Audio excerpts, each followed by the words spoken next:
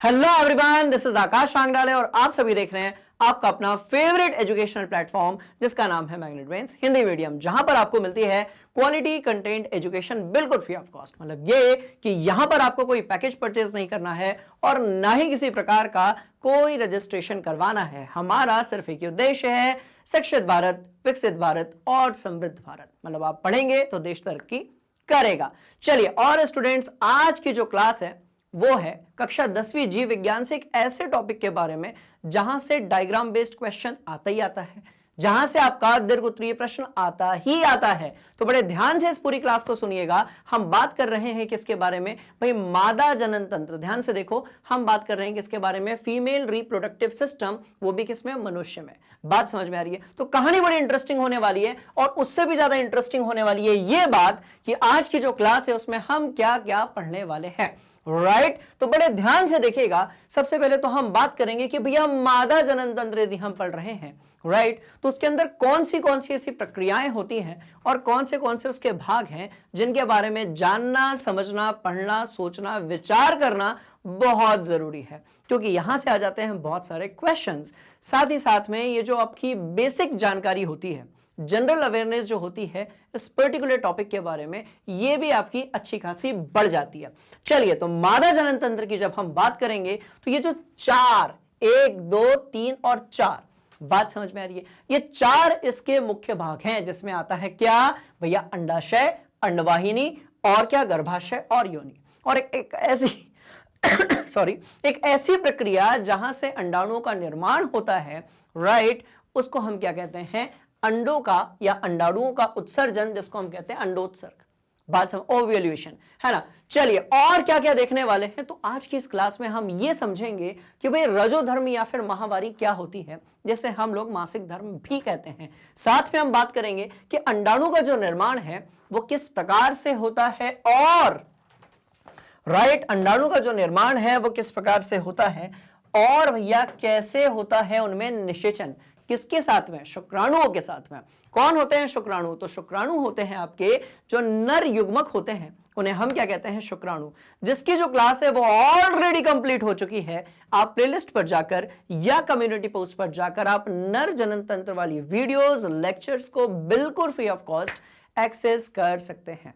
यदि आपने वो देख लिया है, बहुत बढ़िया बात। नहीं यदि आपने देखा है तो बिल्कुल जाकर देख लो, क्योंकि नर जनन तंत्र हमने पढ़ लिया है ऑलरेडी। मादा जनन तंत्र के बारे में हम बात कर रहे हैं और इसके बाद हम ये जानने वाले हैं कि किस प्रकार से मनुष्यों में लैंगिक प्रजनन होता है, यानी कि हम निषेचन की बात करने वाले हैं इसके बाद वाली क्लासेस में।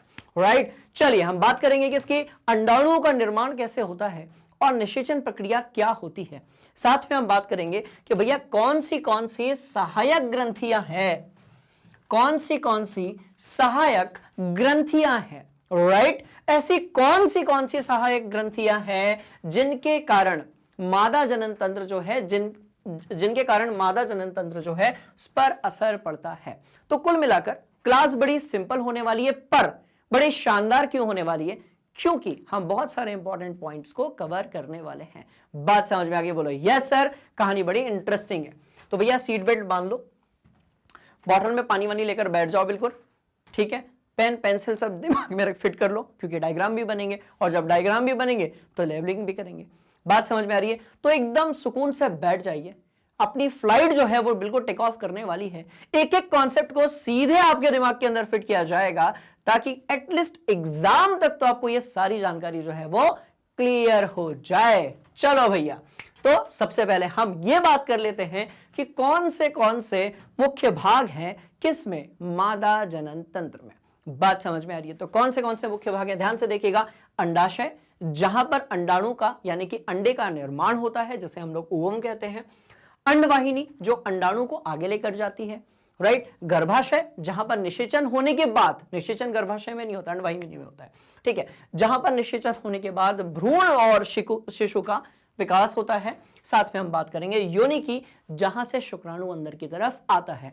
पर क्यों ना इन सारी चीजों को यदि हम डायग्राम की हेल्प से समझें तो हमारे लिए कहानी बड़ी इंटरेस्टिंग हो जाएगी। तो मैं इन सबके डायग्राम भी बताने वाला हूं और इन सब का क्या कार्य होता है वो भी बताने वाला हूं। बात समझ में आ गई? बोलो यस सर। शुरू करते हैं आज की क्लास। और जैसा कि क्लास शुरू करने से पहले हम बढ़िया सी एक ड्राइंग बनाते हैं और इसको आप अपनी कॉपी में बनाएंगे और मैं हट जाता हूं, आप इसका स्क्रीनशॉट ले लीजिए और अपनी कॉपी में बढ़िया से नोट कर लीजिएगा, ठीक है। और भैया टॉपिक क्या होगा, तो टॉपिक होगा मादा जनन तंत्र, ठीक। चलो स्क्रीनशॉट ले लिया यदि आपने, तो हम आगे बढ़ते हैं। आ जाओ, कहानी बड़ी इंटरेस्टिंग है, तो ध्यान से देखिएगा कौन से अंग हैं जो मादा जनन तंत्र के मुख्य भाग होते हैं। कौन से अंग हैं, राइट, जो मादा जनन तंत्र के मुख्य भाग होते हैं। ध्यान से देखिएगा, तो एक है आपका अंडाशय, दूसरा है आपका अंडवाहिनी, तीसरा है गर्भाशय, चौथा है योनि, राइट, और पांचवा जो है वो है आपका सहायक ग्रंथियां, क्योंकि भैया बिना ग्रंथियों के और बिना हार्मोनों के ये प्रक्रियाएं हो ही नहीं सकती। बात समझ में आ रही है, क्योंकि आप जानते हो कि निषेचन जो है शारीरिक के साथ साथ एक प्रकार की मानसिक प्रक्रिया का भी भाग है, इसलिए आपको ध्यान देने वाली जरूरत है कि सहायक ग्रंथियां क्या रोल प्ले करेंगी, वो अपने खोपड़िया के अंदर बहुत बढ़िया तरीके से फिट होना ही होना चाहिए। बात समझ में आ गई, चलो आ जाओ, तो सारी चीजें यहां पर हैं, ध्यान से देखिएगा। ये डायग्राम है जो अपना टारगेट है और इस डायग्राम को अपने को एग्जाम में बनाना है। बात समझ में आ गई, बोलो यस सर। चलो भैया इसके लेबलिंग करते हैं और मजे के साथ इस पूरी कहानी को हम लोग आगे बढ़ाते हैं।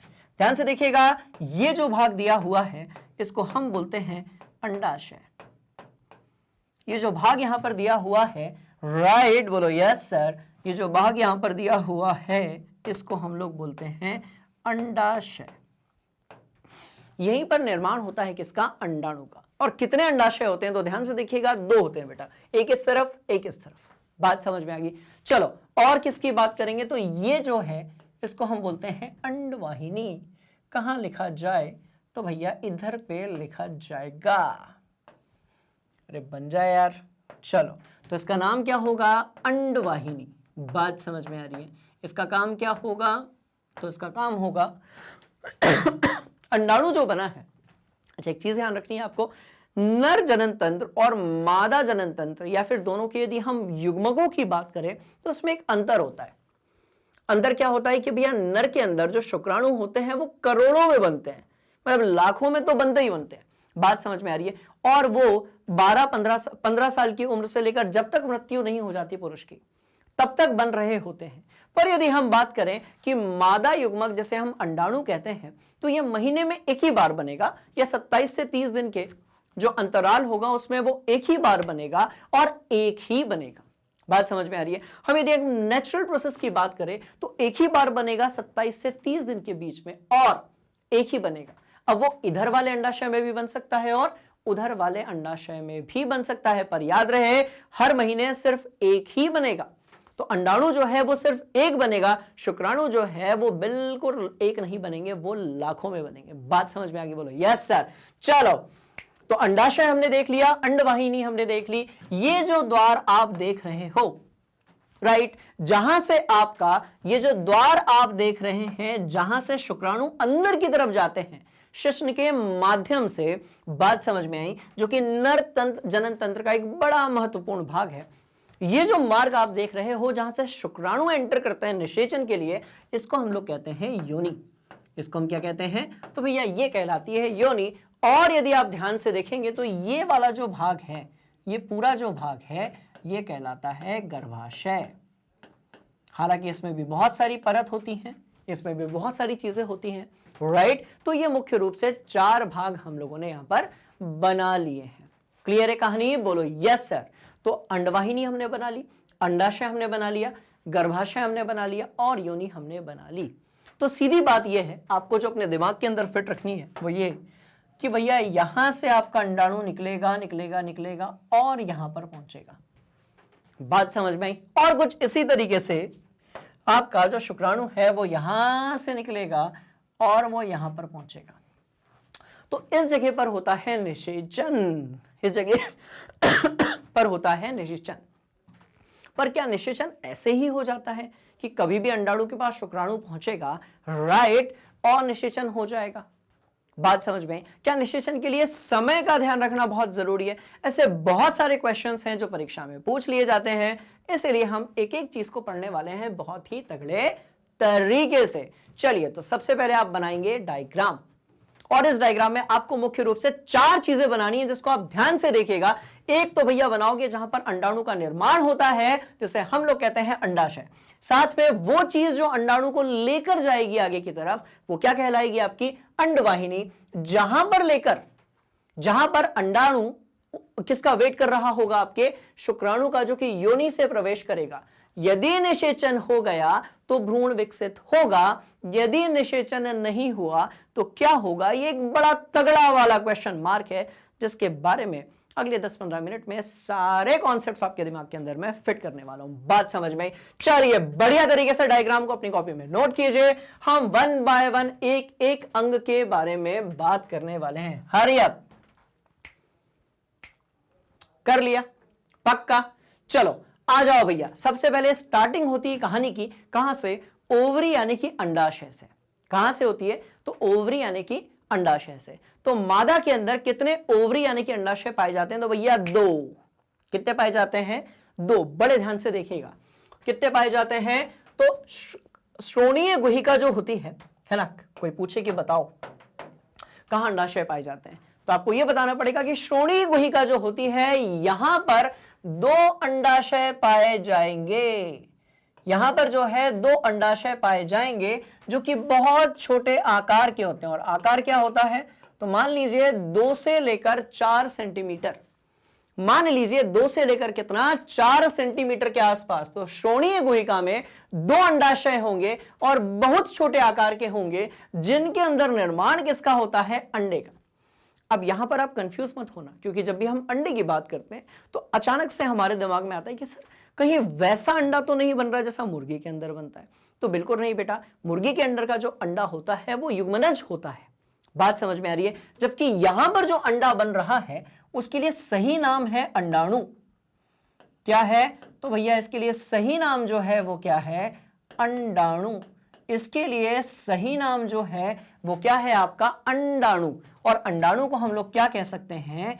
ये एक प्रकार की कोशिका है, जिसकी मैं आपको भी फोटो भी दिखाने वाला हूं।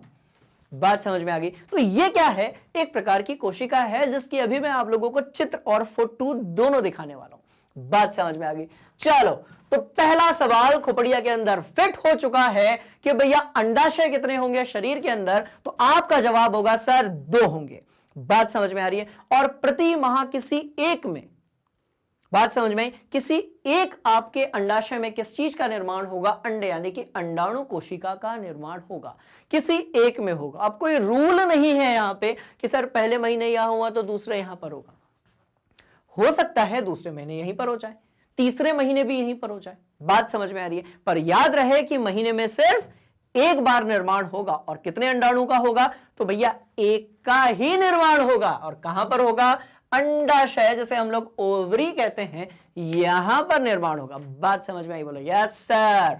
चलो, तो पहली बात क्या सीखे? कितने अंडाशय? राइट, तो 2। उसके बाद महीने में कितनी बार? तो भैया महीने में एक ही बार। किस अंडाशय से? कोई नहीं बता सकता, कोई जादू नहीं है कि किस अंडाशय से जो है अंडाणु का निर्माण होगा। अंडाणु क्या है? तो भैया मादा युग्मक। क्या है? अंडाणु जो है वो क्या है? ध्यान से देखिएगा, यदि मैं यहां पर लिख दूं तो अंडाणु जो है, राइट, बोलो यस सर, अंडाणु जो है वो क्या है? तो भैया मादा युग्मक। बात समझ में आ रही है? तो अंडाणु क्या है? तो ये है आपकी मादा युग्मक। जैसे कि आपका जो शुक्राणु है, राइट, वो क्या है? नर युग्मक, राइट। तो कुछ इसी तरीके से जो अंडाणु है वो क्या है? मादा युग्मक। बात समझ में आ गई? बोलो यस सर। कर लिया नोट? पक्का। अब मुख्य बिंदुओं पर ध्यान आकर्षित करते हैं। ये ऐसी बिंदु है जिनके बारे में भयंकर सारे सवाल पूछ लिए जाते हैं। बात समझ में आई? बड़े ध्यान से देखिएगा। चलिए भैया अब ये जो अंडाशय है, राइट, इसके अंदर की जो सतह होती है उसको हम लोग एपिथेलियम कोशिका से बनी हुई सतह कहते हैं। मतलब अंडाशय के अंदर की जो सतह होगी वो एपिथेलियम कोशिकाओं से बनी होती है। बात समझ में आ रही है? जिसे जनन एपिथेलियम कहा जाता है। तो यदि आपसे कोई पूछे कि एपिथेलियम कोशिकाएं कहां पर पाई जाती हैं, तो आपका आंसर क्या होगा? आपका आंसर होगा अंडाशय। मतलब भैया आम के आम और गुठलियों के दाम। पूछो कैसे? अपन टॉपिक का टॉपिक भी पढ़ रहे हैं और हम ये भी डिस्कस कर रहे हैं कि इस टॉपिक से कोई क्वेश्चन आएगा तो कैसा आएगा, और यदि कोई क्वेश्चन आएगा तो उसका आंसर क्या होगा। बात समझ में आ रही है? बोलो यस सर। चलिए, तो एपिथेलियम कोशिकाओं की जो पतली परत होती है वो किसके अंदर पाई जाती है बबुआ? तो भैया ये पाई जाती है अंडाशय के अंदर। तो एपिथेलियम कोशिकाओं की पतली परत कितने पाई जाती है? तो आपका आंसर होगा सर अंडाशय के अंदर। बात समझ में आ गई? पहली इंफॉर्मेशन क्लियर? बोलो यस सर। बढ़ेंगे आगे इस कहानी को लेकर। इसकी कोशिकाएं विभाजित होकर क्या बनाती हैं? फॉलिकल तथा अंडा बनाती हैं। इसकी जो कोशिकाएं होती हैं वो विभाजित होकर क्या बनाती है? ध्यान से देखिएगा, फॉलिकल तथा अंडा बनाती है। अंडाशय की गुहा में संयोजी उत्तक होते हैं जिन्हें स्ट्रोमा कहते हैं। तो चलो, स्ट्रोमा कहां पाया जाता है? तो आप बोलोगे सर स्ट्रोमा जो है ना वो कहां पाया जाता है? अंडाशय के अंदर। किसमें पाया जाता है? ध्यान से देखिएगा, संयोजी ऊतक के अंदर पाया जाता है क्या? स्ट्रोमा। क्लियर? पहला पॉइंट। दूसरा पॉइंट सीधे अपनी खोपड़ी और कॉपी में जल्दी से नोट करो, हरी अप। वीडियो रोक लो, स्क्रीनशॉट ले लो, जल्दी से नोट करो। चलो चलो अगली बात ध्यान से सुनिएगा। प्रत्येक फॉलिकल में एक जनन कोशिका होती है जिसके चारों ओर स्ट्रोमा, जिसे हम क्या कहते हैं? संयोजी ऊतक की कोशिकाएं रहती हैं। अर्धसूत्री विभाजन अर्धसूत्री विभाजन के फलस्वरूप जनन कोशिकाएं अंडे का निर्माण करती हैं। बात समझ में आ रही है? तो सबसे पहला सवाल, अंडे का निर्माण, अंडाणु का जो निर्माण है वो कहां पर होगा? तो आपका जो रिप्लाई है वो क्या होना चाहिए? सर अंडाशय के अंदर। राइट। दूसरी कहानी, विभाजन किस प्रकार से होता है? तो आप रिप्लाई करेंगे सर अर्धसूत्री विभाजन के फलस्वरूप जनन कोशिकाएं अंडे का क्या करती हैं? निर्माण करती हैं। तो निर्माण कहां पर होता है? अंडाशय के अंदर। निर्माण कौन करती है? तो भैया जनन कोशिकाएं करती है। किस प्रकार से करती हैं? तो अर्धसूत्री विभाजन के माध्यम से करती हैं। कहानी बड़ी इंटरेस्टिंग है, नोट कर लो। चलो हो गया पक्का? अब सुनो, अब भाई यहां अंडा वंडा बन गया, अब इसको आगे कौन लेकर जा रही है? तो ध्यान से देखिएगा, अंडवाहिनी इसको आगे की तरफ लेकर जा रही है, जिसको हम लोग फैलोपियन ट्यूब भी कहते हैं। बात समझ में आ रही है? कुछ उसी तरीके से जिस तरीके से शुक्रवाहिनी जो है शुक्राणुओं को लेकर जाती है, किसमें? नर जनन तंत्र में। ठीक है जी, चलो यहां तक नोट कर लिया, आगे बढ़ते हैं। अच्छा, ये बात भी है, अंडाशय के बारे में कुछ और जानकारी है जो अपने को दिमाग में फिट रखनी है। चलो ध्यान से देखिएगा, ऑस्ट्रोजन तथा प्रोजेस्टेरॉन। ध्यान से देखिएगा, ऑस्ट्रोजन तथा प्रोजेस्टेरॉन दो ऐसे हार्मोन होते हैं, राइट, जो किसके द्वारा स्रावित होते हैं? तो ध्यान से देखिएगा, अंडाशय से दो हार्मोन भी निकलते हैं, ऑस्ट्रोजन तथा प्रोजेस्टेरॉन। कौन से दो हार्मोन? तो भैया ऑस्ट्रोजन तथा दोनों आपके जो है प्रोजेस्टेरॉन, जो किसमें से निकलेंगे? अंडाशय से निकलेंगे, जो मादा में प्रजनन संबंधी विभिन्न क्रियाओं का नियंत्रण करते हैं। और ये हमने किसमें पढ़ा था? हमने नियंत्रण और समन्वय वाला जो अध्याय है, इसके जस्ट पहले वाली मूवी, राइट, वहां पर पढ़ा था भैया इन दोनों हार्मोनों के बारे में। बहुत बढ़िया, बहुत बढ़िया, शानदार। चलिए, तो कौन से दो हार्मोन निकलेंगे? तो ध्यान से देखिएगा, ऑस्ट्रोजन तथा प्रोजेस्टेरॉन। बात समझ में आ रही? बोलो यस सर। कहानी बड़ी इंटरेस्टिंग है, आ जाओ। ठीक है। अच्छा, मनुष्य में मादा के अंदर एक जोड़ी अंडाशय उदर गुहा के नीचे की तरफ होते हैं, जिसकी आकृति अंडाकार होती है। ठीक है जी, अपने डायग्राम में देख लिया, कोनो घबराने वाली बात नहीं है। राइट, थोड़ा और आगे बढ़ते हैं इस कहानी को लेकर, ध्यान से देखिएगा। और ये जो अंडाशय है, यही बेसिकली मादा जनन तंत्र का मुख्य भाग है, जिसके अंदर अंडाणु या फिर अंडे का निर्माण होता है। अंडाशय जो है वो उपकला जनन कोशिकाओं से मिलकर बना होता है, जिसमें उपकला जनन कोशिकाएं पाई जाती हैं। इसमें अर्धसूत्री विभाजन द्वारा अगुणित अंडाणुओं का निर्माण होता है। अंडाशय द्वारा मादाओं में एस्ट्रोजन हार्मोन स्रावित होता है और यह हार्मोन द्वितीय गौण लैंगिक लक्षण पैदा करता है। बात समझ में? ये एक लाइन की डेफिनेशन थी जिसको अभी हमने पूरे पॉइंट्स में पढ़ा। बात समझ में आ रही है? ये एक लाइन की डेफिनेशन थी, तो आपको यदि देखो, यदि दीर्घ उत्तरीय प्रश्न आ जाए तो ये सारे पॉइंट्स लिखना। क्योंकि आप ना सीधे पैराग्राफ यदि लिखोगे ना बेटा तो वो स्टोरी जैसा लिखेगा और वो विज्ञान में उतना इफेक्टिव नहीं लगता, तो उससे क्या होगा कि आपके जो मार्क्स होंगे ना वो थोड़े से कम हो जाएंगे। बात समझ में आई? बोलो यस सर। चलो, तो यदि आपको दीर्घ उत्तरीय प्रश्न पूछा जाता है तो ये पूरा लिखोगे। यदि आपसे पूछ लिया जाता है कि नहीं नहीं हम तो तूफानी करेंगे, हम 1 अंक के लिए पूछेंगे कि अंडाशय क्या होता है, तो फिर आप सिर्फ इतना लिखना।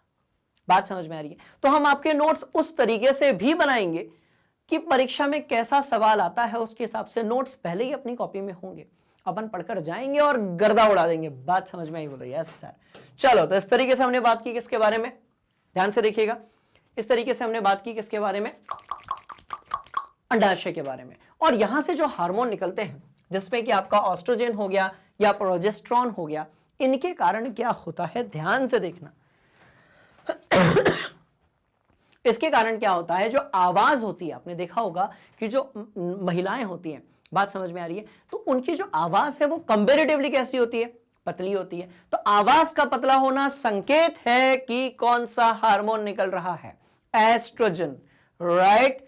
चलो चलो चलो, वसा का संचित होना, शरीर का सुडौल तथा सुंदर बनना भी किसका सिंबल है कि भैया हार्मोन स्रावित हो रहे हैं। जननांगों का विकास होना, स्तनों का विकास होना या मासिक चक्र का आना भी आपका सिंबल है एक प्रकार का कि भैया हार्मोन रिलीज हो रहा है। और 6th वाला जो कि काफी इंपॉर्टेंट है कि भैया नर जो है वो मादाओं की तरफ आकर्षित होते हैं और मादा जो है वो नर की तरफ आकर्षित होता है, जो कि बड़ा ही प्राकृतिक है। बात समझ में आई? तो लड़कों की तरफ यदि आकर्षित हो रहा है कोई भी जो मादा है, यदि वो लड़कों की तरफ, पुरुषों की तरफ यदि आकर्षित हो रही है, तो ये कमाल जो है ये किसका है, हार्मोन का है। मतलब भैया नियंत्रण और समन्वय ने तो इधर भी एंट्री मार ली। बात समझ में आई? चलो, तो ये सारे सिम्टम है किस चीज के, ये सारे सिम्टम है किस चीज के, बड़े ध्यान से देखिएगा, इस चीज के कि अब यौन अवस्था आ चुकी है। बात समझ में आई? अब यौन अवस्था आ चुकी है, ये सारी चीजें सिम्टम है किसके कि भैया अब यौन अवस्था आ चुकी है। मतलब कि अब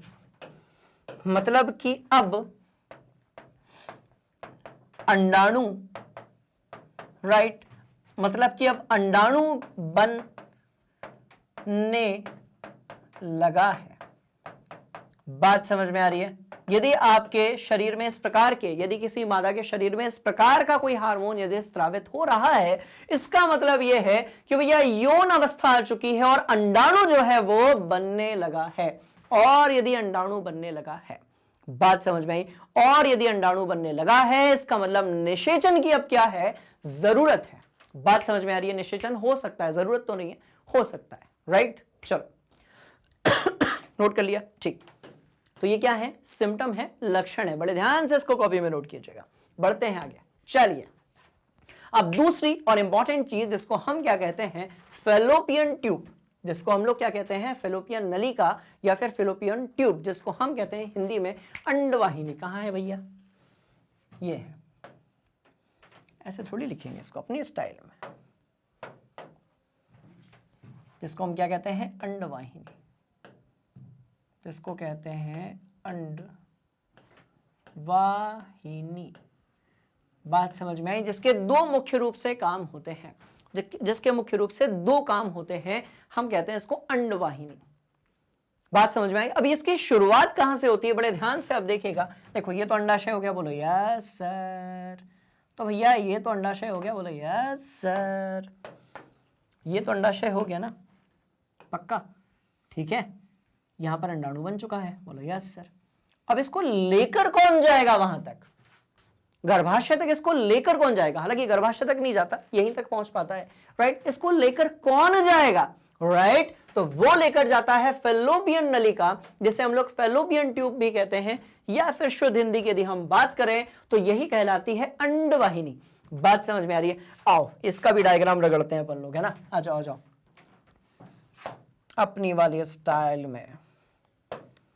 बात समझ में आई? बोलो यस सर। तो इसको हम रगड़ने वाले हैं अपनी वाली स्टाइल में, इसको हम रगड़ने वाले हैं अपनी वाली स्टाइल में। मैं सिर्फ एक साइड का बना रहा हूं, दूसरे साइड भी ऐसा ही होगा, पर ठीक है मैं सिर्फ एक साइड का बना रहा हूं, आप खोपड़िया में फिट कर लीजिएगा। चलो, अरे चलो, सब दिमाग के अंदर फिट होगा और एक ही बार में फिट होगा। बात समझ में आ गई? चलो, तो ये इससे इस तरीके से जुड़ी हुई रहती है। हाँ जी भैया, जिस तरीके से जुड़ी हुई रहती है इसको अपन कहते हैं क्या? ये कहलाती है अंडवाहिनी। बात समझ में आई? फिर से वही, कितनी होती है सर शरीर में बताइए? तो भैया मादा शरीर में कितनी पाई जाएंगी? दो दो दो दो दो। ठीक, चलो आ जाओ। अब इसकी जानकारी को दिमाग में फिट करते हैं बहुत बढ़िया तरीके से। देखो, जानकारी कहती है कि यह रचना में नलिका के समान होती है और इसका एक सिरा जो है वो गर्भाशय से जुड़ा होगा। देखो ध्यान से देखो, यूटेरस को हम लोग क्या बोलते हैं? गर्भाशय बोलते हैं। आप जानते हो इस बात को, राइट? तो इसका जो एक शिरा होगा वो किससे जुड़ा होगा? गर्भाशय के साथ में। और दूसरा जो शिरा है वो जुड़ा होगा किसके साथ में? ओवरी यानी कि अंडाशय के साथ में।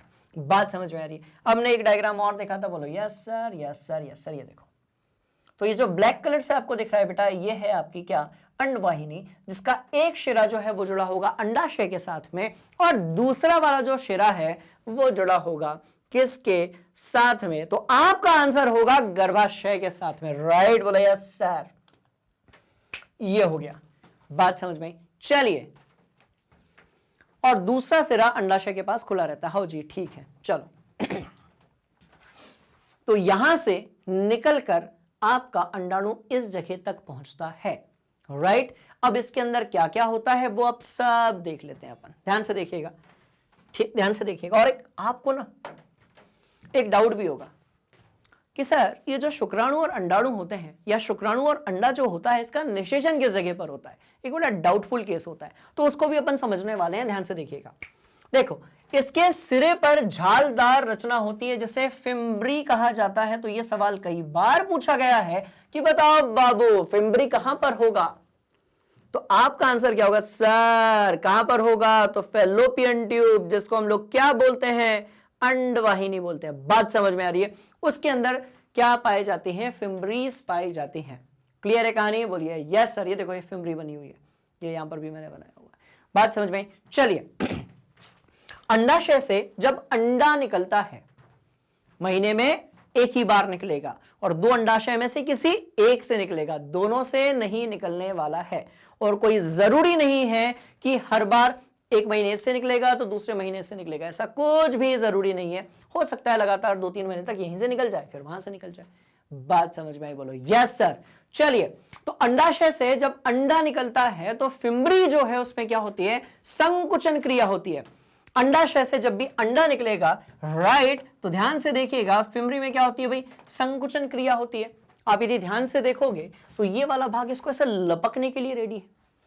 ये वाला जो भाग है वो इस अंडाशय को यहां से ऐसे कीप बनाकर लपकने के लिए रेडी है, ताकि भैया यहां से निकले आपका अंडाणु, राइट, और सीधे आपकी अंडवाहिनी में प्रवेश कर जाए। तो अंडाशय से जब भी अंडा निकलेगा, राइट, ध्यान से देखिएगा, संकुचन क्रिया किसमें होगी? जैसा कि मैंने आपको बताया, ध्यान से देखिएगा, जैसा कि मैंने आपको बताया कि भैया संकुचन क्रिया के बिना तो इसके अंदर जा ही नहीं पाएगा अंडा, है ना? तो इस हिसाब से अंडाशय से जब अंडा निकलेगा तो फिम्ब्री की संकुचन क्रिया के कारण फैलोपियन नलिका में आ जाएगा। इसके बाद का नोट करो, बढ़ते हैं आगे। चलिए, कहानी आपने नोट कर ली है। अब इसका एक बड़ा इंपॉर्टेंट पॉइंट आपके खोपड़े के अंदर फिट होना चाहिए। अब लोगों को क्या लगता है, लोगों को मतलब स्टूडेंट्स को यह लगता है, और जो कि बड़ा कॉमन डाउट है कि सर जो निषेचन है ना वो गर्भाशय के अंदर होता होगा। बात समझ में आ रही है? यूटेरस का मतलब क्या हो गया? तो भैया इसको अपन लिख भी देते हैं, इसका मतलब होता है गर्भाशय। इसका मतलब क्या होता है? तो इसका मतलब होता है गर्भाशय। बात समझ में आई? तो सबको ये लगता है, सबको मतलब जिनको डाउट है उनको ये लगता है सर निषेचन जो है वो कहां पर होता होगा? गर्भाशय के अंदर होता होगा। पर भैया ये एक भयंकर वाला डाउट है। इसका सही आंसर जो है वो ये है कि अंड निषेचन जो है वो फैलोपियन नलिका में ही होगा, यानी कि अंडवाहिनी में ही यहां कहीं पर होगा। बात समझ में आ रही है? निषेचन होने के बाद जब युग्मनज बन जाता है, निषेचन होने के बाद जब गैमेट यानी कि आपका जब जाइगोट यानी कि आपका युग्मनज जब बन जाएगा तो वो फिर गर्भाशय में जाएगा और वहां पर कोशिका विभाजन के कारण फिर वो भ्रूण में परिवर्तित होगा, जो कि एक लंबी प्रोसेस है। उसको हम अगले वाले टॉपिक में क्लास में बढ़िया से निपटाने वाले हैं। बात समझ में आ रही है? आज हम सिर्फ बात कर रहे हैं कि जो मादा जनन तंत्र है उसमें कौन सी चीजें खोपड़ी के अंदर फिट रखनी है बढ़िया से। चलो तो ध्यान से देखा जाए, अंड निषेचन जो है वो किसके अंदर होगा? तो फेलोपियन नलिका में ही होगा। निषेचन जो है वो कहां पर होगा? तो ये फेलोपियन ट्यूब यानी कि फेलोपियन नलिका में ही होगा। बात समझ में आ गई? बोलो यस सर। चलिए इसके बाद एक और कहानी, यदि अंडे का निषेचन नहीं होता है तो ये गर्भाशय से होकर योनि में और ऋतुस्राव यानी कि जिसे हम लोग मासिक धर्म भी बोलते हैं, जिसे हम लोग माहवारी भी बोलते हैं, जिसे हम लोग मेंस्ट्रुएशन साइकिल भी बोलते हैं, राइट। बड़े ध्यान से देखिएगा, यदि अंडे का निषेचन नहीं होगा तो यह गर्भाशय से होकर योनि और ऋतुस्राव के द्वारा योनि से बाहर निकल जाता है। अब इस कॉन्सेप्ट को समझना बहुत जरूरी है। बात समझ में आई कि अंडाणु बनता कब है और इसका ऋतुस्राव जो है वो कब होता है। बेसिकली यदि निषेचन होता है तो क्या होता है, और यदि निषेचन नहीं होता है, राइट, तो उसके बाद की पूरी कहानी जो है वो आपके दिमाग के अंदर फिट कर रहा हूं बस थोड़ी देर में, ठीक है। ध्यान से देखिएगा, तो इस लाइन को बड़े ध्यान से देखिएगा। यहां से क्वेश्चंस कई बार पूछ लिए जाते हैं, क्योंकि यहां पर पूरा का पूरा खेल किसका है? टाइमिंग का। किसका खेल है? पूरा का पूरा टाइमिंग का। और यहां पर मैं आपको यह भी बताने वाला हूं कि किस अवस्था में निषेचन होगा और किस अवस्था में निषेचन नहीं होगा। यदि आप ये सोच रहे हो कि हमेशा, जैसे कि नर जनन तंत्र में हम देखते हैं कि भैया शुक्राणु तो हमेशा अवेलेबल है, मात्रा कम ज्यादा हो सकती है पर शुक्राणु जो है वो हमेशा अवेलेबल है। पर यदि हम बात करेंगे मादा जनन तंत्र की, बात समझ में आई, तो जो अंडाणु होता है, बड़े ध्यान से इस कहानी को सुनिएगा, बड़े ही ध्यान से। मादा जनन तंत्र में जो अंडाणु होता है, राइट, वो 1 महीने में 12 से लेकर 28 घंटे के लिए ही रहता है। किसके अंदर? मादा जनन तंत्र के अंदर। बात समझ में आई? सोचो, मतलब एक पूरे महीने में, राइट, मान लेते हैं कि सिर्फ 1 या मैक्सिमम 1.5 दिन तक ही रहेगा।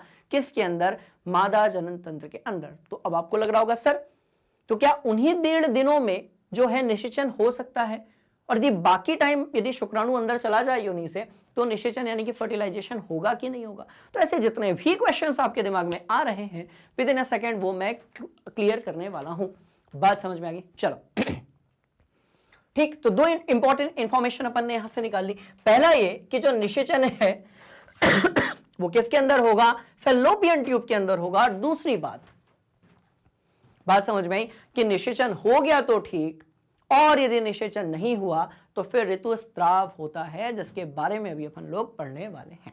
बात समझ में आ गई? चलो इतना नोट कर लो। और आप ध्यान से देख रहे होगे, ये देखो, ये होता है अंडाणु भैया, ठीक है। और अंडाणु क्या है? तो ये है आपका फीमेल गैमेट, जिसको हम लोग क्या कहते हैं? ध्यान से देखिएगा, अंडाणु क्या होगा? तो फीमेल गैमेट, जिसे हम कहते हैं मादा जनन युग्मक। बात समझ में ही? बोलो यस सर। तो ये क्या है? मादा जनन युग्मक। तो डायग्राम आपको ये वाला नहीं बनाना है, आपको सिर्फ ऊपर वाला बनाना है। बात समझ में आ गई? चलो नोट कर लो बढ़िया से, शानदार तरीके से, राइट। Hurry up.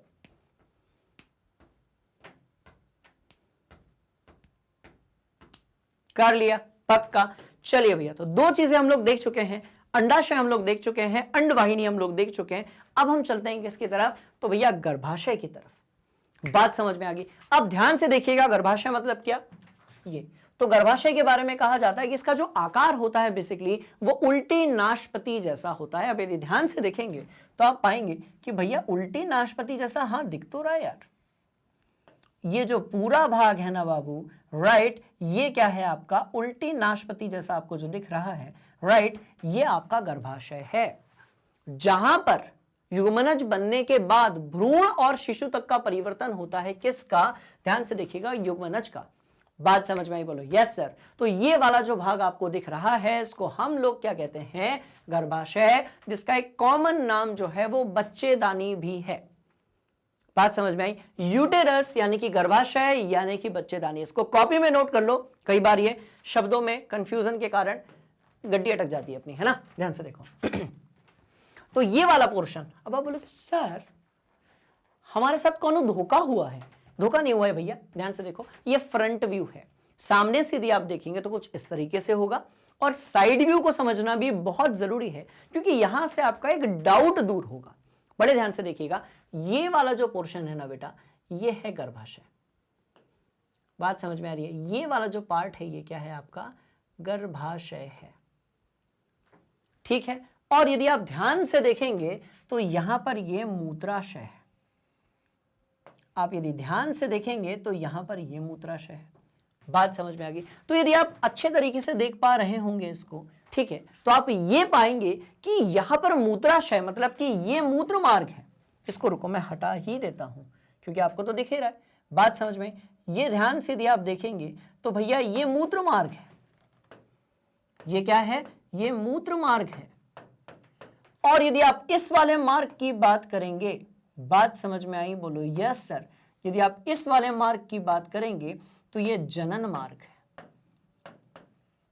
मतलब ये जनन मार्ग है, इसका मतलब क्या हुआ कि यहीं से जो है, ध्यान से देखिएगा, यहीं से जो है क्या होगा? भ्रूण, या भ्रूण तो नहीं, शिशु यहीं से बाहर आएगा। ध्यान से देखिएगा, तो मतलब ध्यान से देखिएगा, यहीं से जो है, पहली बात ये, इसी जगह से जो है, ध्यान से देखेंगे, इसी जगह से पहली बात शुक्राणु अंदर जाता है। यही वो जगह है जहां से शुक्राणु जो है वो कहां जाता है भैया? अंदर की तरफ जाता है। और यही वो जगह है, ध्यान से देखिएगा, जहां से जो शिशु है, राइट, वो कैसा होता है? बाहर आता है। और यहीं से जो है वो क्या होता है? ऋतुस्राव होता है। मतलब ये कि जब किसी अंडाणु का निषेचन नहीं हो पाएगा, बात समझ में आ रही है, तो वो इसी जगह से बाहर आएगा। तो आपको एक डिफरेंस देखने मिलेगा जब आप बात करेंगे कि इसकी नर जनन तंत्र की और मादा जनन तंत्र की। नर जनन तंत्र नहीं देखा है तो जैसा कि मैंने बताया, जाकर देख लो, सब कुछ एक्सप्लेन किया गया है। यदि हम बात करेंगे मादा जनन तंत्र की तो यहां पर मूत्र मार्ग और जनन मार्ग दोनों अलग अलग होंगे। बात समझ में आई? और यदि हम बात करेंगे नर जनन तंत्र की तो वहां पर मूत्र मार्ग और जनन मार्ग जिनसे शुक्राणु बाहर आते हैं वो दोनों एक समान ही होंगे।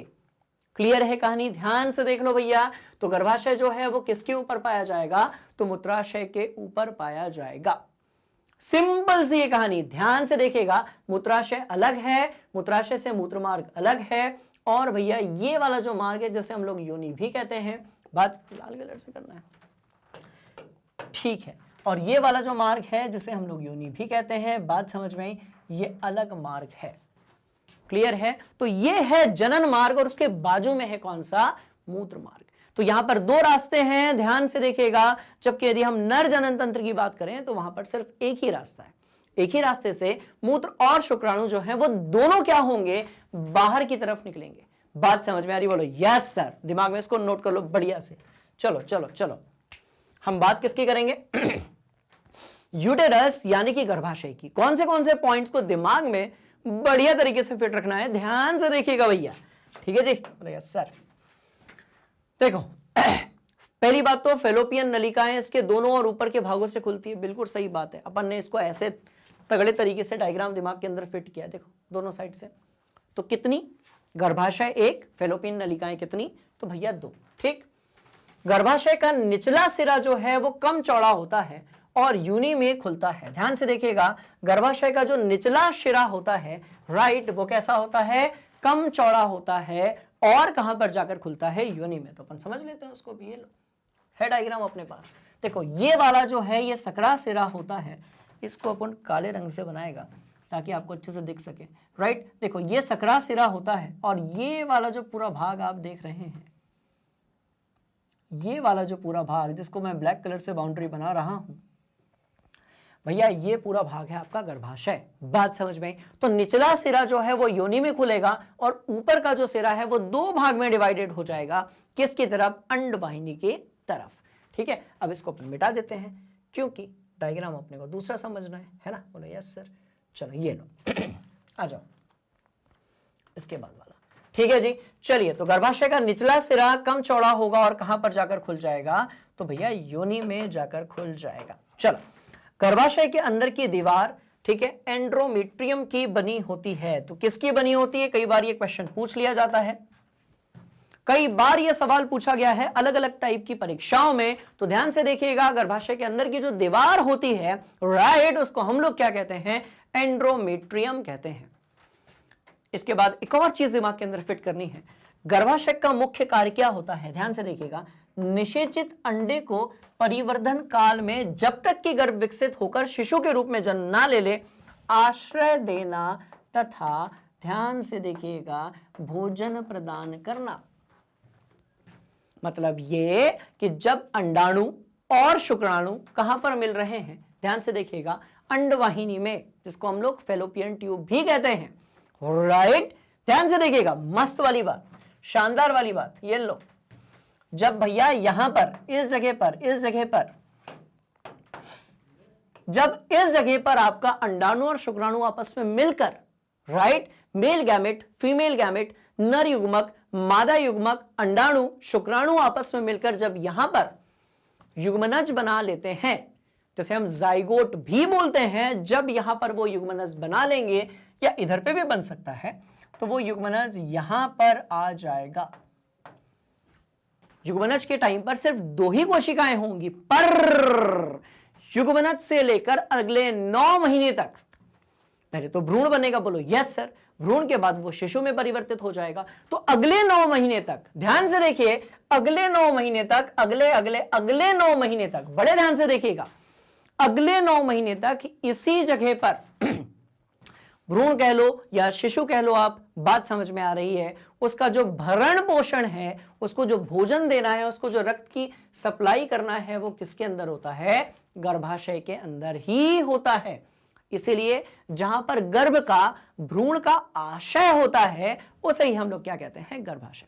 बात समझ में आई, बोलो यस सर, नोट कर लो। चलो, तो यार डायग्राम अपने को ना ये वाला फिट करना था, कोई बात नहीं, ठीक है, आ जाओ आ जाओ, ठीक, बोलो यस सर। चलो, तो गर्भाशय का मुख्य काम क्या होता है, निषेचित अंडे को क्या करना, परिवर्तन काल में आश्रय देना, सुरक्षा प्रदान करना, और क्या करना, ध्यान से देखिएगा, भोजन प्रदान करना।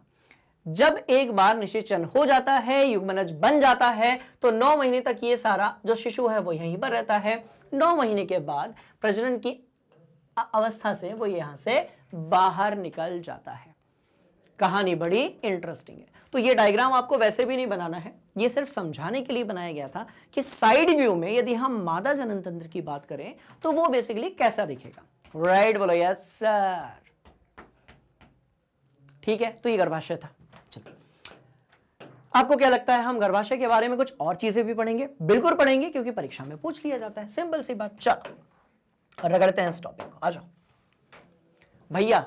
जो जो चीज बताई जा रही है उसको ध्यान से खोपड़िया में फिट करोगे, कुछ भी पूछ लिया जाएगा, और मैं चाहता हूं कि कुछ भी पूछ लिया जाए आपको वो बढ़िया तरीके से परीक्षा में बनना चाहिए, क्योंकि आपने को सिर्फ अच्छा रिजल्ट नहीं लाना है, अपने को टॉप करना है। क्या करना है, टॉप करना है, राइट। चलो देखो, तो गर्भाशय की आंतरिक संरचना में 3 स्तर होते हैं। कितने होते हैं, 3 स्तर होते हैं। सिर्फ अपन इसको ऊपर ऊपर से पढ़ लेते हैं, बहुत डीप में नहीं जाएंगे, वो कक्षा 12वीं का भाग है, ठीक है।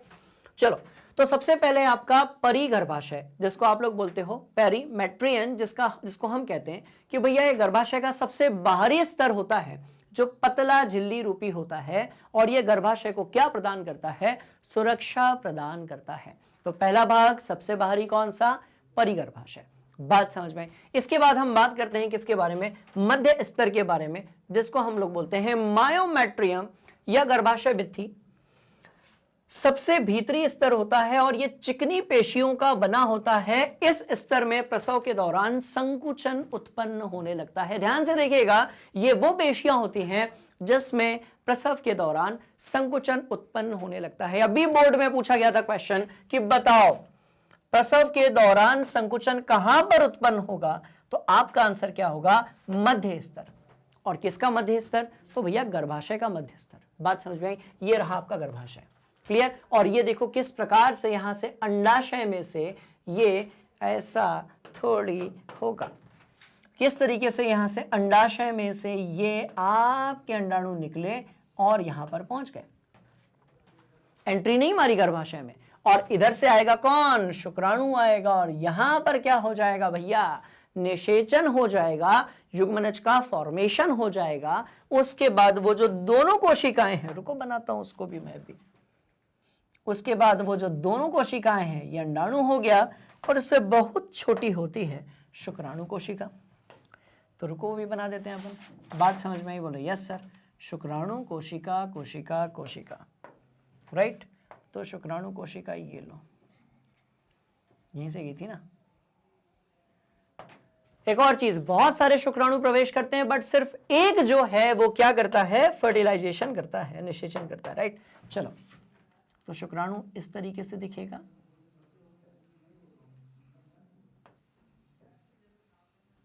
ऐसा शुक्राणु मैंने बहुत बड़ा बना दिया है, बट आप समझ लो, राइट। जब ये युग्मनज बन जाएंगे उसके बाद वापस से गर्भाशय में आएंगे, और यहां पर इस जगह पर जो है भ्रूण का विकास होगा, शिशु का विकास होगा। सिंपल सी कहानी, नोट किया जाए, हरी अप,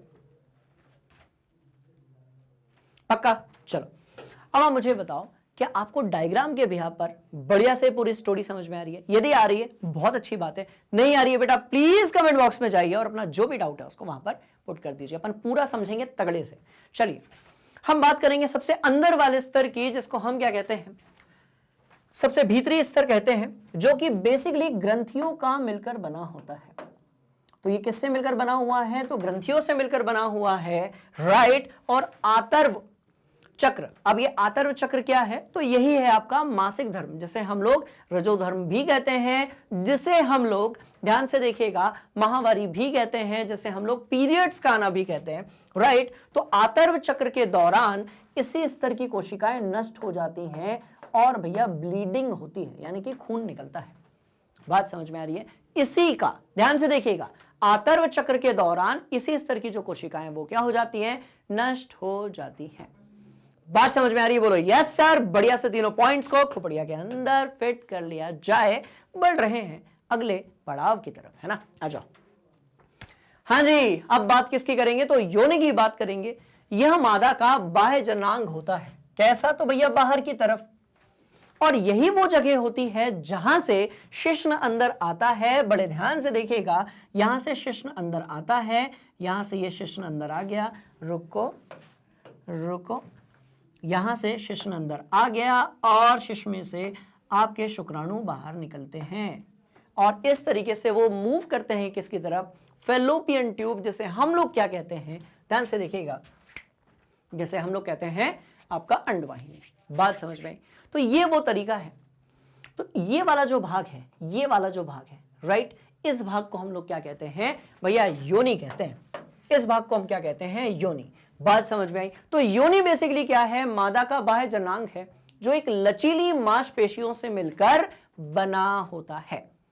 बात समझ में आ रही है? तो यही वो जगह होती है जहां से शुक्राणु शिश्न के माध्यम से अंदर की तरफ क्या करते हैं, प्रवेश करते हैं। बात समझ में आई? तो योनि के द्वारा शुक्राणुओं को ध्यान से देखिएगा गर्भाशय तक पहुंचाया जाता है। सिंपल सी बात। यह मासल नलिका समान रचना होती है, राइट। दूसरी बात है, तीसरा, इसका पिछला भाग गर्भाशय की ग्रीवा में खुलता है। मादा में मूत्र निष्कासन के लिए अलग से छिद्र पाया जाता है, राइट, जिसके बारे में हम ऑलरेडी डिस्कस कर चुके हैं इसके पहले वाले डायग्राम। चलो नोट कर लो, पक्का? बोलो यस सर।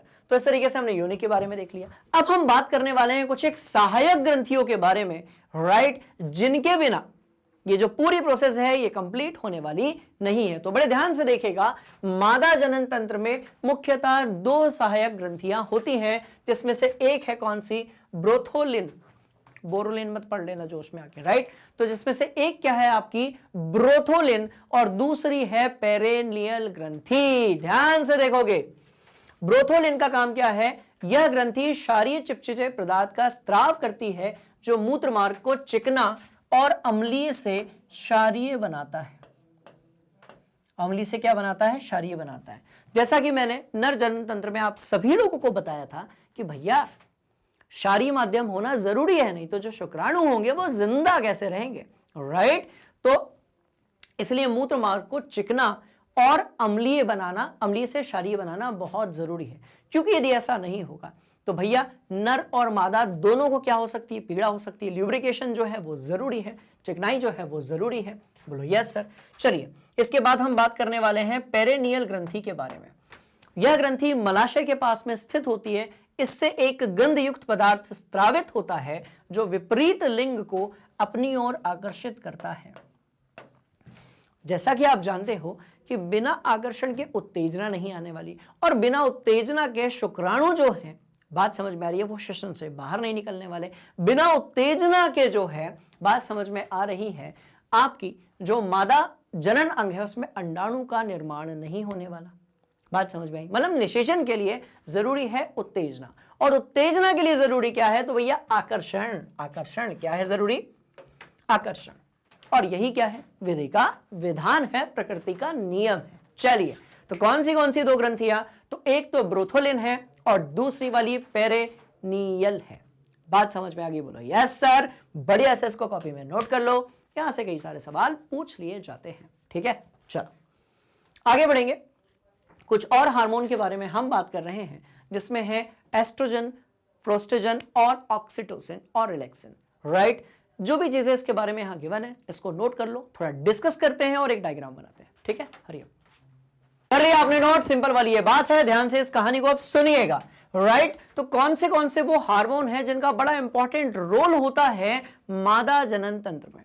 बड़े ध्यान से देखिएगा। तो कौन से? तो भैया प्रोस्टोजन है, उसके साथ ऑक्सीटोसिन है, उसके साथ रिलैक्सिन है।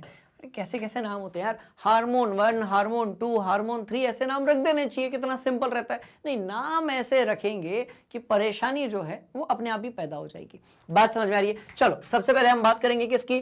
प्रोस्टोजन हार्मोन की हम बात करने वाले हैं। यह हार्मोन प्लेसेंटा द्वारा स्रावित होता है। यह भ्रूण को गर्भाशय भित्ति से जोड़े रखने का काम करता है। मतलब सीधी सी बात यह है कि इसका जो रोल है वो किसके बाद है? निषेचन के बाद है, जब युग्मनज यानी कि जाइगोट बन जाता है और वो फीटस यानी कि भ्रूण में परिवर्तित हो जाता है। बात समझ में आ रही है? और जिसे आप क्या कहते हो? प्लेसेंटा कहते हो। ये क्या है? ये भ्रूण को पोषक तत्व प्रदान करने वाली नली है। राइट, चलिए ध्यान से देखिएगा। प्रोस्टोजन एक ऐसा हार्मोन है जो प्लेसेंटा द्वारा स्रावित होता है और यह भ्रूण को गर्भाशय भित्ति से जोड़े रखने का काम करता है। चलो आगे बढ़ेंगे। इसके बाद हम बात करेंगे भैया ऑक्सीटोसिन की, और इस हार्मोन के बारे में हमने ऑलरेडी पढ़ा हुआ है नियंत्रण और समन्वय में। और क्या पढ़ा हुआ है? ध्यान से देखिएगा। यह हार्मोन कहां से निकलता है? तो पीयूष ग्रंथि द्वारा स्रावित होता है। पीयूष ग्रंथि हम किसे कहते हैं? ध्यान से देखो, जो मानव मस्तिष्क में पाई जाती है। बात समझ में? चलिए, तो ये कहां से निकलेगा? ये निकलेगा पीयूष ग्रंथि से।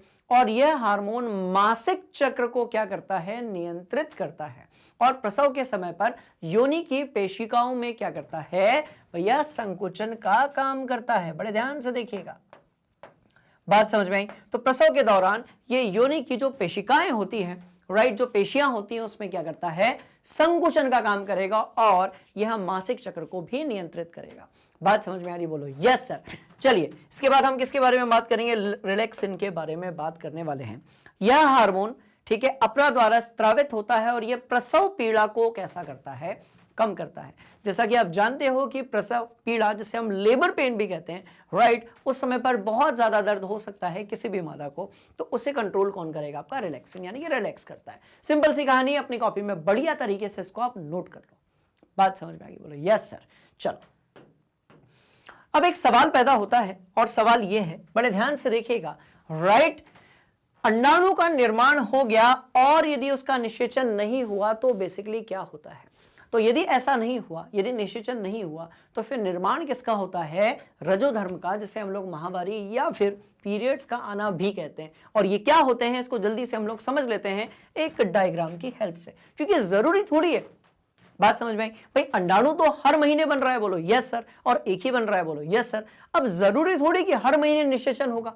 बात समझ में आ रही है? तो अच्छा, निषेचन हो गया, उसके बाद भी 9 महीने तक तो फिर दोबारा निषेचन नहीं हो सकता। और उसके बाद जरूरी थोड़ी कि हर 9 महीने बाद फिर से निषेचन, फिर 9 महीने बाद फिर निषेचन, ऐसा नहीं होता है। कहने का मतलब ये कि जब अंडाणु बन गया, अंडाणु बन गया, बड़े ध्यान से देखिएगा, अंडाणु बन गया, बोलो यस सर। अब यदि उसको शुक्राणु नहीं मिल रहा है, ध्यान से देखना बाबू, डायग्राम की तरफ चलेंगे अपन। कहाँ है, कहाँ है, कहाँ है, तो ये है। मान लेते हैं कि यहां पर अंडाणु तो बन चुका है, बोलो यस सर। अंडाणु यहां पर बन चुका है, बोलो यस सर। अब अंडाणु को यदि शुक्राणु नहीं मिलेगा तो निषेचन यानी कि फर्टिलाइजेशन नहीं होने वाला। फर्टिलाइजेशन नहीं होगा तो युग्मनज नहीं होगा, युग्मनज नहीं होगा तो उसके बाद की प्रोसेस नहीं होगी। तो क्या होता है कि ये फिर यहां से बाहर आ जाता है और धीरे धीरे राइट फिर इस अंडे का क्या होता है, उत्सर्जन होता है। बात समझ में आ रही है। और धीरे धीरे ये मासिक धर्म के रूप में, धीरे धीरे ये पीरियड्स या माहवारी के रूप में शरीर से बाहर निकल जाता है। पर इस पूरे को समझने के लिए हमें क्या करना पड़ेगा, हमें यह समझना पड़ेगा कि भैया ये कब बाहर निकलेगा। बात समझ में आ रही है? तो बड़े ध्यान से इस कहानी को देखिएगा, मस्त वाली ये बात है। आप बस ये याद रखें कि यदि किसी अंडाणु या अंडे का निषेचन नहीं होगा, राइट, तो फिर वो शरीर में किसी काम का नहीं रहता। वो 24 घंटे मैक्स टू मैक्स 28 घंटे के बाद वो मर जाता है। अब यदि वो मर गया तो उसको यहां से बाहर निकालना जरूरी है, बोलो यस सर। बात समझ में आई? तो मैक्स टू मैक्स 28 घंटे बाद वो 28 घंटे से ज्यादा जिंदा नहीं रह सकता, ये मैक्सिमम है। बात समझ में आ रही है? इससे ज्यादा आपका जो अंडा है बनने के बाद नहीं जिंदा रह सकता। बात समझ में आई? तो इस पूरी प्रोसेस को अपन क्या करते हैं, समझने की कोशिश करते हैं, ध्यान से देखने का। ठीक है जी, चलो। तो बिल्कुल क्या होगा जब अंडे का निषेचन नहीं होगा, ध्यान से देखिएगा। यदि अंड कोशिका निषेचन नहीं करती है तो राइट, तो लगभग ये 1 दिन तक जीवित रहता है। ध्यान से देखिएगा, ये 1 दिन तक क्या रहेगा, जीवित रहेगा। और उस 1 दिन को हम मान लेते हैं, देखो ये 14वां वाले में आपको रंग थोड़ा सा डिफरेंट दिख रहा होगा, ठीक है, तो उस 1 दिन को हम 14वां दिन मान लेते हैं। अब आप बोलोगे सर पहला दिन से आपने शुरुआत क्यों नहीं की। बात समझ में आई? आप 14वें दिन से शुरुआत क्यों कर रहे हो, तो बड़े ध्यान से देखिएगा। पहले इस कहानी को आगे बढ़ाते हैं। देखो, यदि आपका अंडाणु निषेचन नहीं करता तो ये लगभग 1 दिन 12 से लेकर 28 घंटे के आसपास जीवित रहता है। बात समझ में आई? ये कैसा रहता है, जीवित रहता है। तो यहां पर अंडाणु जो है, ध्यान से देखना, क्योंकि ये पूरी एक चक्र है इसलिए हम इसको कहीं से भी शुरू कर सकते हैं। तो यहां पर जो अंडाणु है वो कैसा है, वो जीवित है। कितने के लिए, तो भैया 24 घंटे के लिए। कितने के लिए, तो ये 24 घंटे के लिए कैसा है, जीवित है। बात समझ में आई? और जैसा कि आप जानते हो कि भैया जो शुक्राणु होता है, ध्यान से देखिएगा, वो 5 दिन तक भी जिंदा रह सकता है। वैसे 4 से 5 दिन तक, 4 से 5 दिन तक भी जीवित रह सकता है। शुक्राणु जो है वो 4 से 5 दिन तक भी जीवित रह सकता है। किसके अंदर, भाई योनि के अंदर, और आपके फेलोपियन ट्यूब जिसे अंडवाहिनी कहते हैं उसके अंदर। बात समझ में? तो ध्यान से देखिएगा कि जो शुक्राणु है वो 4 से 5 दिन तक भी जीवित रह सकता है। किसके अंदर, भाई योनि के अंदर। मतलब यदि शुक्राणु पहले से मौजूद है, शुक्राणु यदि इन दिनों में भी योनि के अंदर आ चुका है, बात समझ में आ रही है, अंडवाहिनी के अंदर यदि इन दिनों में भी आ चुका है, तो जब अंडाणु बनेगा, अंडवाहिनी से जब बाहर निकलेगा परिपक्व होकर, तब निषेचन हो जाएगा। या तो इस 14वें दिन हो जाए। 14वां दिन वो है जब आपका अंडाणु जो है वो बाहर आ गया है, किसमें, अंडवाहिनी में। बात समझ में आ रही है? तो यहां पर आपका अंडाणु बाहर निकला है, इसको हम क्या बोलते हैं, अंडोत्सर्ग। क्या बोलते हैं, अंडोत्सर्ग। याद करो, क्लास के स्टार्टिंग में मैंने आपको बताया था कि ये 4 भाग हैं, और भैया ये एक पूरी की पूरी प्रक्रिया है जिसको अपने को बहुत बढ़िया तरीके से समझना है। बात समझ में आ गई? चलो, तो 14वें दिन जो है, बात समझ में आई, 14वें दिन जो है अंडवाहिनी से क्या निकला, आपका अंडाणु निकल गया। अब शुक्राणु यदि पहले से है तो उत्सर्जन निषेचन हो जाएगा। शुक्राणु यदि इसी दिन आया है तो भी हो जाएगा। मानकर चलते हैं कि 24 घंटे तक जिंदा है, तो अगले दिन यदि शुक्राणु आया है तो भी हो जाएगा। तो बेसिकली 12 से लेकर 16 दिन तक, 12वें दिन से लेकर 16वें दिन तक, ये 5 ऐसे दिन हैं जिसमें, मतलब जिस दिन अंडाणु जो है निकला है उसके 2 दिन पहले, 3 दिन पहले, 4 दिन पहले भी कह सकते हो आप, राइट, 11 को भी इसमें आप काउंट कर लो, और 2 दिन बाद तक जो है निषेचन हो सकता है। कभी भी शुक्राणु को योनि के अंदर छोड़ने से निषेचन होगा, ऐसा बिल्कुल भी नहीं होता। ये डिपेंड करता है किस पर, कि भैया अंडाणु किस दिन अंडवाहिनी से बाहर आया है। बात समझ में आई? तो हमने मान लिया कि भैया 14वें दिन जो है अंडाणु बाहर आया है। इसका मतलब यह हुआ कि इसके 3-4 दिन पहले और 1-2 दिन बाद तक निषेचन हो सकता है, उसके बाद निषेचन नहीं होगा। अब मान लेते हैं कि निषेचन नहीं हुआ, मान लेते हैं कि निषेचन नहीं हुआ, कि जो कि बिल्कुल भी पॉसिबल नहीं है, हर महीने कैसे होगा भैया निषेचन। तो निषेचन यदि नहीं हुआ तो इस समय तक, इस पॉइंट तक यदि आप देख रहे होंगे तो यहां पर ध्यान से देखिएगा, अंडाणु जो होता है ये मृत हो जाता है। यहां पर जो अंडाणु होता है वो कैसा हो जाता है, मृत हो जाता है। और मृत होने के बाद देखो 17 से 28 मतलब लगभग 2 सप्ताह की यदि हम बात करेंगे, बात समझ में आ रही है, यदि हम लगभग 2 सप्ताह की बात करेंगे, ध्यान से देखिएगा, देखो अंडाणु को यदि कौन नहीं मिला, शुक्राणु नहीं मिला, तो वो इस समय तक आतक कैसा हो जाएगा, मृत हो जाएगा। और मृत होने के बाद लगभग 2 सप्ताह बाद वो योनि से बाहर निकल जाता है। कैसे, ध्यान से देखिएगा, यार डायग्राम अपने मिस कर रहे हैं। चलो ड्यूरेशन देख लो, यहां पर आकर अंडाणु मृत हो गया। अब यदि शुक्राणु आता भी है तो निषेचन होने वाला नहीं है, क्योंकि अंडाणु जो है वो कैसा हो चुका है, राइट, जो आपका ओवम है, अंडकोशिका जो है वो कैसी हो चुकी है, मृत हो चुकी है। तो यहां पर आने के बाद मृत हो गया। अब भैया इधर इन पूरे दिनों में यदि शुक्राणु आ भी जाए तो भी निषेचन नहीं होगा। अब इन पूरे दिनों में होता क्या है अपन वो देख लेते हैं, है ना, सिंपल सी कहानी है, ध्यान से देखिए कहां गया। चलो इन पूरे दिनों में क्या होता है कि जो अंतर वाली अस्तर आपको दिख रही होगी गर्भाशय की, राइट, जो कि अंडाणु के बनते समय पर बहुत मोटी हो गई थी, बात समझ में आ रही है, वो क्या हो जाएगी, धीरे धीरे टूटना शुरू हो जाएगी। और ये टूटता कब है, 14वें दिन आपका अंडाणु जो है वो रिलीज हुआ था, एक दिन तक वो जिंदा रहा, 16वें दिन से ये टूटना धीरे धीरे शुरू होती है। बात समझ में आ रही है, ये टूटना शुरू होती है, यहां पर आपका मृत वाला अंडाणु है, बात समझ में आ गई।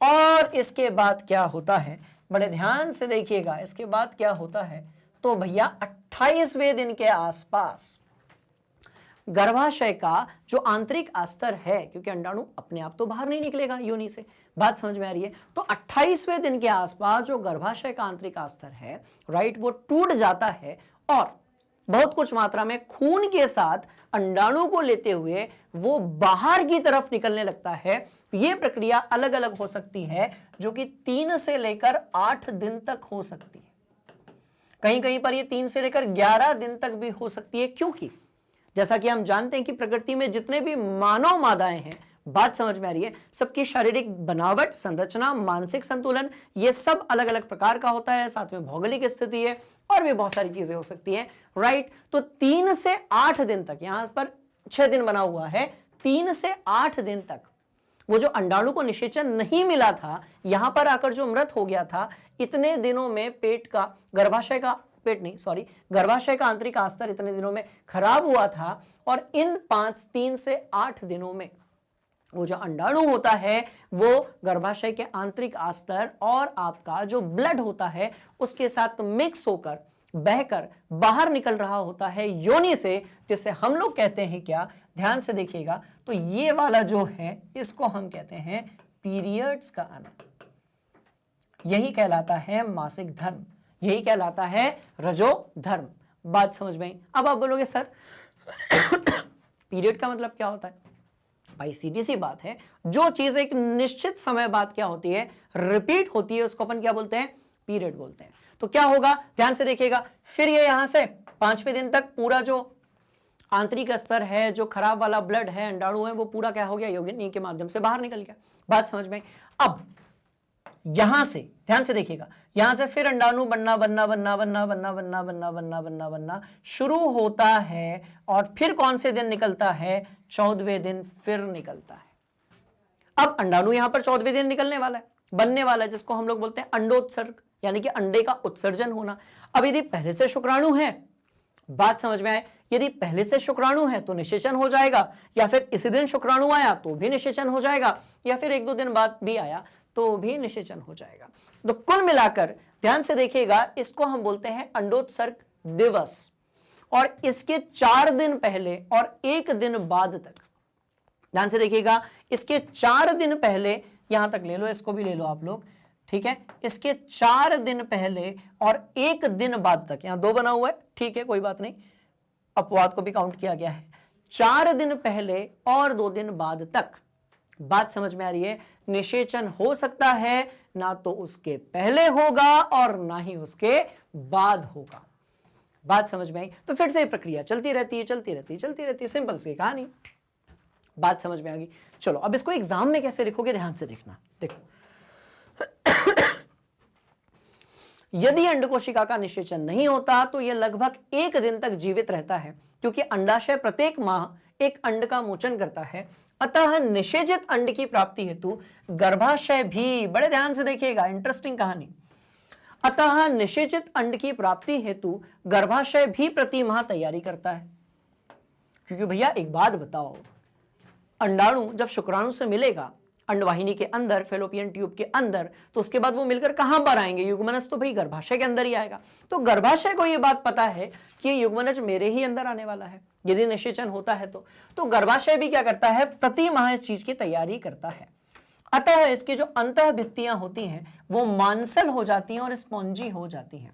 इसकी जो अंतः भित्तियां होती हैं अंडाणु के आने के पहले, राइट, क्योंकि गर्भाशय को तो ये लग रहा है नहीं कि अंडाणु बनकर आया है, राइट, और शुक्राणु आएगा तो निषेचन तो होगा ही होगा। यदि ऐसा होता है तो गर्भाशय को लगता है कि भैया अब निषेचन कभी भी हो सकता है, इसलिए एक काम करते हैं, अपनी जो अंदर की भित्ति है उसको मांसल और स्पॉन्जी कर देते हैं, ठीक है, और यह अंडे के निषेचन होने की अवस्था में उसके पोषण के लिए जरूरी होता है।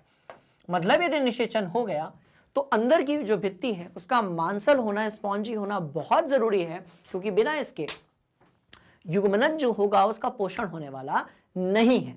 पर यदि निषेचन नहीं हुआ, राइट, तो यदि निषेचन नहीं हुआ तो इस परत की भी आवश्यकता नहीं होती है।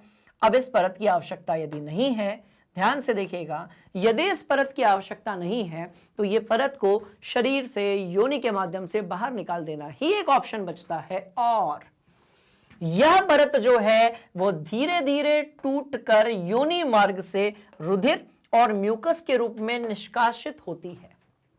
ध्यान से देखिएगा, मतलब यहां पर आपका अंडा बाहर निकलकर आया था अंडाशय से अंडवाहिनी के द्वारा, ठीक है।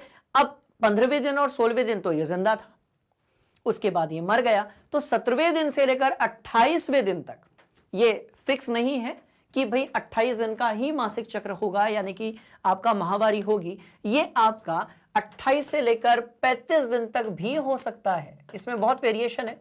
इसलिए जब भी इसका एग्जाम्पल दिया जाता है तो हमेशा 28 दिनों के नाम पर ही दिया जाता है। ध्यान से देखिएगा, कंफ्यूज नहीं हो रहा है, ठीक है। चलो तो ध्यान से देखिएगा, तो इसकी जो परत होगी वो धीरे धीरे टूटकर योनि मार्ग और रुधिर म्यूकस के रूप में क्या होती जाएगी, बाहर की तरफ निकलती जाएगी। ये कब होता रहेगा, देखो ये 17वें दिन से लेकर 28वें दिन तक टूटना है किसका, आंतरिक परत का।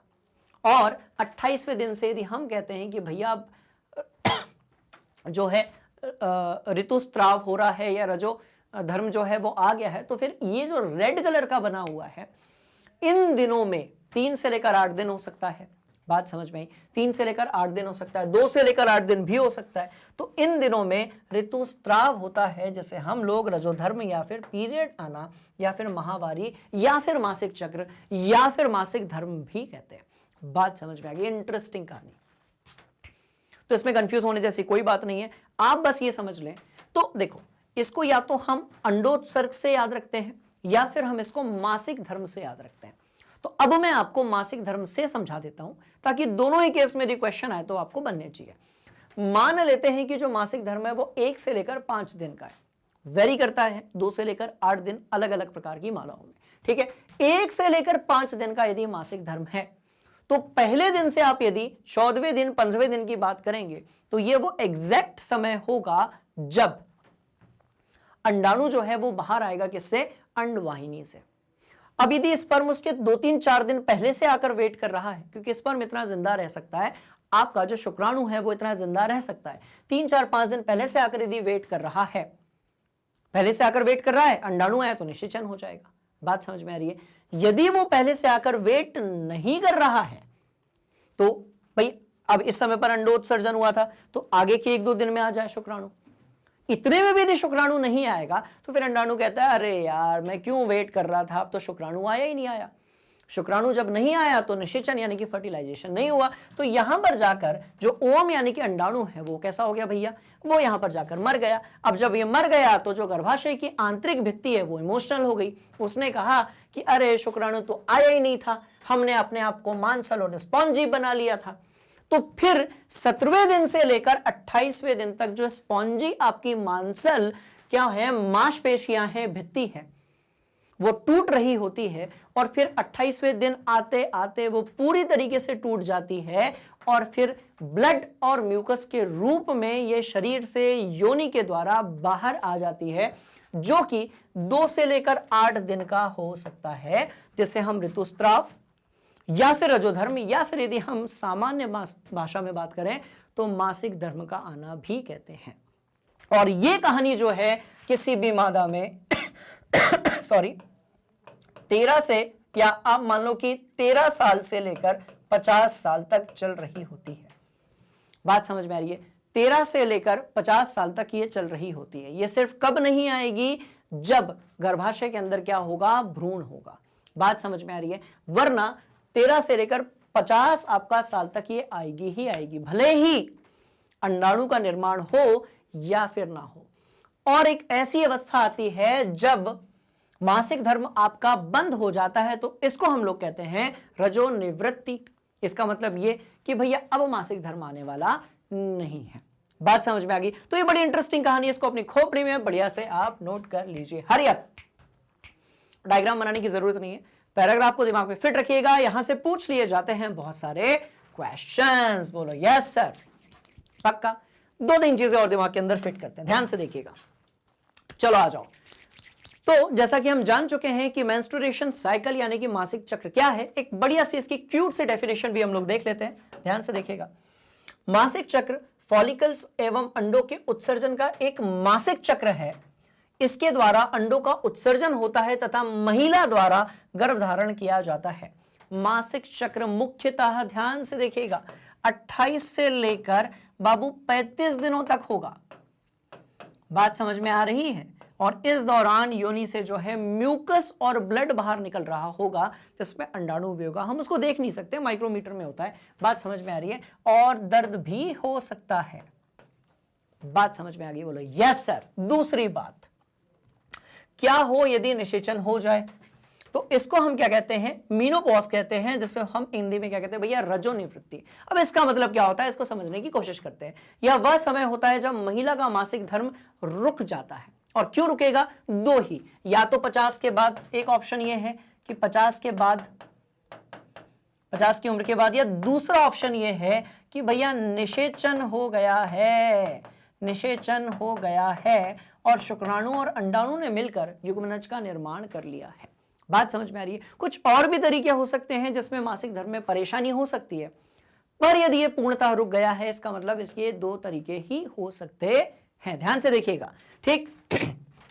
तो महिला के गर्भधारण करने या संतानोपत्ति की प्रक्रिया के समाप्त होने का सूचक होता है आपका रजो निवृत्ति। इसका मतलब आप इसको रिटायरमेंट कह सकते हो कि अब जो है मासिक धर्म नहीं आ रहा है, ठीक है। चलो, इस अवस्था में अंडे से एस्ट्रोजन नामक हार्मोन का निर्माण बंद हो जाता है और आप ये कह सकते हो कि यदि 50 की उम्र के पहले ही आ जाए तो आप इसको बांझपन भी कह सकते हो। बात समझ में आ गई? इंटरेस्टिंग कहानी। चलो इसको भी अपनी कॉपी में नोट करो भैया, बढ़िया से। तो ये सारी चीजें हैं, थोड़ी कंफ्यूजिंग है, इसलिए बड़े ध्यान से इसको देखिएगा। मान लेते हैं, देखो ये 0 डे लिख रहा होगा आपको, ये 14वां डे दिख रहा होगा आपको और ये 28वां दिन दिख रहा होगा आपको, राइट। तो मानकर चलते हैं कि 0 डे पर क्या आया था, ध्यान से देखो, ये इस समय तक, ये यहां से यहां तक जो है क्या आया था। ये ग्राफ अपने को याद भी नहीं रखना है, समझना भी नहीं है, बस आप ये देख ली, समझना है, याद नहीं रखना है, ड्रॉ नहीं करना है, कक्षा 12वीं से लिया गया। बात समझ में आ रही है? पर समझने के लिए कि भैया क्या रोल होता है अंडोत्सर्ग का मासिक धर्म के साथ में, वो समझते हैं। देखो 0 डे पर हम मान लेते हैं कि मासिक धर्म आया हुआ है, राइट। ये अगले कितने दिन चलेगा, तो भैया ये 1 से लेकर 7-8 दिन भी चल सकता है।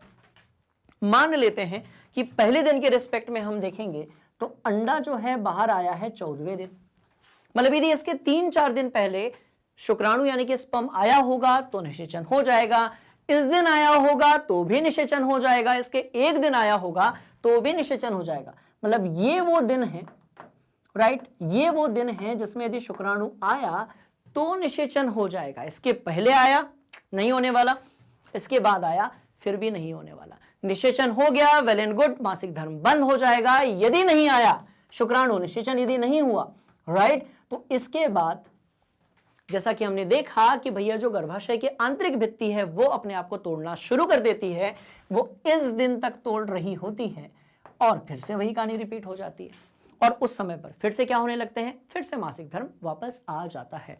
डायग्राम से समझने की कोशिश करते हैं। देखो यहां पर ये ग्रो कर रहा है, देखो ग्रो कर रहा है, ग्रो कर रहा है, यहां पर ये बाहर निकल गया। बोलो यस सर, कैसा हो गया भाई, बाहर निकल गया। शुक्राणु मिल गया तो निषेचन हो जाएगा, नहीं मिला तो बाहर निकल जाएगा शरीर के बाहर। तो प्रति 28 से लेकर 35 दिनों तक अलग अलग केसेस की यदि हम बात करें तो यह प्रक्रिया चल रही होती है, जिसे हम लोग क्या बोलते हैं भैया, मासिक चक्र। बात समझ में आ गई? तो इसको लेकर हमने जो सारी चीजें हैं उसको दिमाग के अंदर क्या कर लिया है भैया, फिट कर लिया है। और अब आप इस टॉपिक से रिलेटेड सारे क्वेश्चंस के आंसर दे सकते हो। इसके बाद हम ये पढ़ने वाले हैं कि कैसे एक शुक्राणु एक अंडाणु के साथ मिलकर निषेचन करता है और एक युग्मनज का निर्माण करता है, जिसकी क्लासेस आपको मिलने वाली है आपके अपने फेवरेट एजुकेशनल प्लेटफॉर्म पे, जिसका नाम क्या है, मैग्नेट ब्रेन्स हिंदी मीडियम। और मैग्नेट ब्रेन्स करना क्या है, बड़ी इंटरेस्टिंग कहानी है। गूगल पे जाइए या फिर प्ले स्टोर पे जाइए और सर्च कीजिए मैग्नेट ब्रेन्स। जैसे आप क्लिक करेंगे आपके सामने एक पेज ओपन होगा जो कि भैया अपने आप में एक मिनी गूगल है। आपने क्लिक किया, ये पेज आपके सामने आ गया। बोलो यस सर, राइट। यहां पर आपको क्या क्या मिलेगा, तो यहां पर आपको मिलने वाली है बुक्स और ई बुक्स, जिसके लिंक डिस्क्रिप्शन में गिवन है, एज वेल एज आप सारे वीडियोस को क्वालिटी कंटेंट के साथ में देख सकते हो। ये बिल्कुल फ्री ऑफ कॉस्ट है। क्या क्या है इसमें, ध्यान से देखिएगा। इंग्लिश मीडियम की यदि हम बात करें तो सीबीएसई नर्सरी से लेकर 12वीं तक सभी कक्षाएं सभी विषय के लिए, एनटीएससी, ओलंपियाड, सीयूईटी और स्पोकन इंग्लिश की यदि हम बात करें सबकी कक्षाएं मिलने वाली हैं बिल्कुल free of cost quality content के साथ में। हम बात करेंगे यदि हिंदी मीडियम की तो भैया CBSE, NCERT, UP board, Bihar board कक्षा 7वीं से लेकर कक्षा 12वीं तक सभी कक्षाएं और सभी विषय आपको मिलने वाले हैं बिल्कुल फ्री ऑफ कॉस्ट, राइट। तो स्टूडेंट्स आज की जो क्लास थी उसमें हमने बहुत सारे टॉपिक्स को कवर किया है। यदि आपको कोई डाउट है सीधे जाइए कमेंट बॉक्स में और अपना डाउट वहां पर जाकर आप पूछ सकते हैं। और इसी तरीके से बढ़िया से आप पढ़िए, शानदार डाउट जो है वो पूछिए और बढ़िया तरीके से अपनी परीक्षाओं को लेकर ऐसी तैयारी करिए कि रिजल्ट जो है वो बहुत ही शानदार, मजेदार और धमाकेदार आए। अगली क्लास बहुत इंपॉर्टेंट होने वाली है, कोई भी भैया स्किप नहीं करेगा। और इसी तरीके से आप लेक्चर्स देखते रहिए मैग्नेट ब्रेन्स हिंदी मीडियम पे। मिलते हैं अगली क्लास में, तब तक के लिए आप इस चैनल को लाइक कीजिए, सब्सक्राइब कीजिए और शेयर कीजिए। Thank you so much. जय हिंद।